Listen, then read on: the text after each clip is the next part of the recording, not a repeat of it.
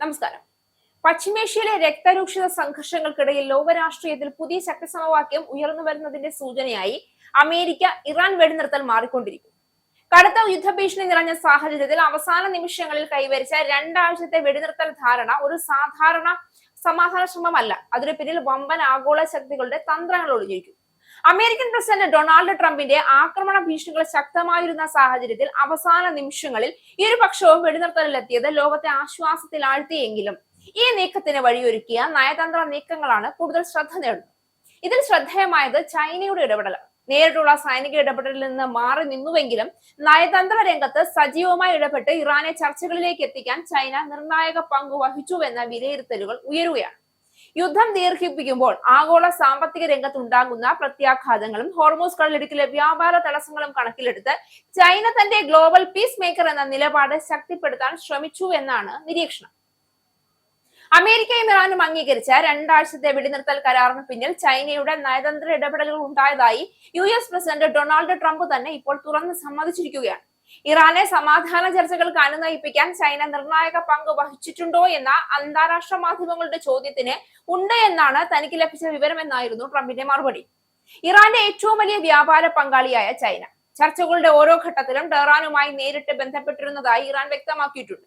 അമേരിക്കയുടെ സൈനിക നടപടിയുടെ സമയപരിധി അവസാനിക്കാൻ 1 മണിക്കൂർ മാത്രം ബാക്കി നിൽക്കെ പാകിസ്ഥാൻ മുന്നോട്ട് വെച്ച വെടിനിർത്തൽ നിർദ്ദേശം അംഗീകരിക്കാൻ ഇറാനെ പ്രേരിപ്പിച്ചത് ചൈനയുടെ ഇടപെടലാണ് എന്ന് ഇറാനിയൻ ഉദ്യോഗസ്ഥർ വെളിപ്പെടുത്തിയതായി ന്യൂയോർക്ക് ടൈംസ് ആണ് റിപ്പോർട്ട് ചെയ്തത്.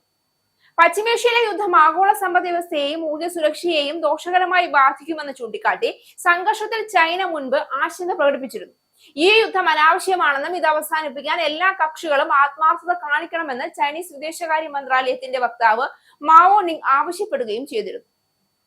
ഇതിന്റെ പശ്ചാത്തലത്തിൽ മേഖലയിലെ സ്വാധീനം ഉപയോഗിച്ച് പാകിസ്ഥാൻ, തുർക്കി, ഈജിപ്ത് തുടങ്ങിയ രാജ്യങ്ങളെ ഇടനിലക്കാരാക്കി ചൈന സമാധാന നീക്കത്തിന് വഴിയൊരുക്കിയെന്നാണ് പുറത്തുവരുന്ന പുതിയ റിപ്പോർട്ടുകൾ.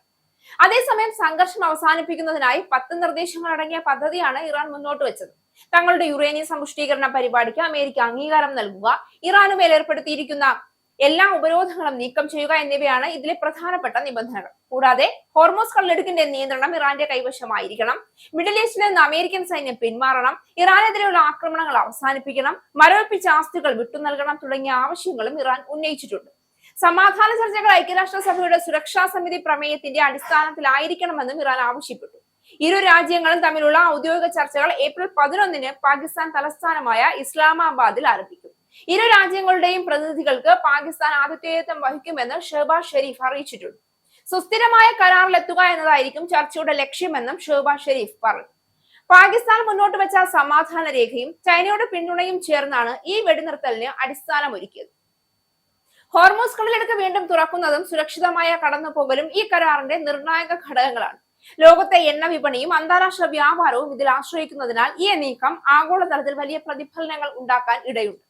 എന്നാൽ ഈ വെടിനിർത്തൽ സ്ഥിര സമാധാനത്തിലേക്കുള്ള തുടക്കമാണോ അല്ലെങ്കിൽ അടുത്ത സംഘർഷത്തിന് മുന്നോടിയായുള്ള ചെറിയ ഇടവേളയോ എന്നതാണ് ഇപ്പോൾ ഉയരുന്ന പ്രധാന ചോദ്യം.